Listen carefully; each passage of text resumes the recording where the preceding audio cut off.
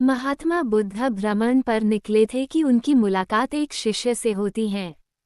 उसने महात्मा बुद्ध से त्याग के बारे में जानने की इच्छा प्रकट की। उन्होंने शिष्य को एक स्थान पर बैठने के लिए कहा और उसे समझाते हुए एक कथा सुनाई।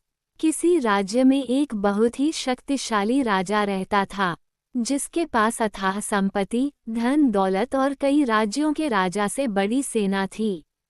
उसके महल को चलाने के लिए बहुत सारे दरबारी और नौकर चाकर भी थे। राजा शक्तिशाली होने के कारण अभिमान से भरा हुआ रहता था, जिसके कारण वह अपने सामने हर किसी को बहुत छोटा समझता था।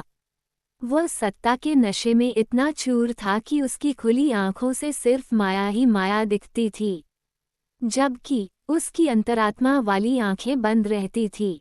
एक बार उसके दरबार में एक फकीर आया। वह राजा से मिलकर उसके अंदर चल रहे मायाजाल को समझ जाता है। फकीर बहुत ऊर्जावान और तेज प्रवृत्ति का था। राजा ने अभिमान से भरी आवाज में फकीर से पूछा, क्या चाहिए तुम्हें, क्यों आए हो यहाँ पर? फकीर अपनी नम्र आवाज में कहता है, हे राजन, मैं कुछ लेने नहीं बल्कि कुछ देने आया हूँ। उसकी बातों को सुनकर राजा के अभिमान को बड़ी चोट लगी।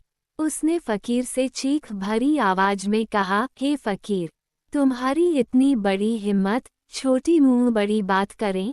तुम दर दर भटक कर भीख मांगकर अपना पेट पाल रहे हो और तुम मुझे कुछ देने की बात कर रहे हो। फकीर राजा से कहता है कि निर्धन के पास भी कुछ होता है, जो कि दुनिया की माया से परे होता है। फकीर की बातों को सुनते ही वह लाल पीला हो गया। फकीर फिर से ऊर्जावान शब्दों में कहता है कि महाराज, त्याग के बिना मोहमाया सब व्यर्थ हैं।